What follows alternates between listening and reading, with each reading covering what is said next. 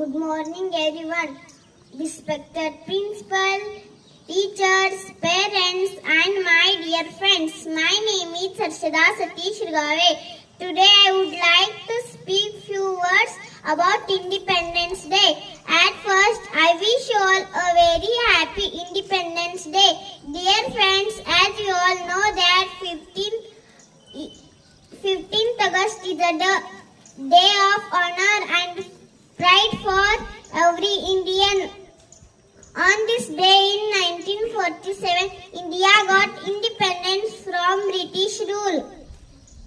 Our freedom fighters like Bhagat Singh, Subhash Chandra Bose, Mahatma Gandhi, Pandit Jawaharlal Nehru, Bal Gangadhar Tilak and many others sacrificed their life for the sake of our country. Therefore, now we are the independent citizen of an independent nation.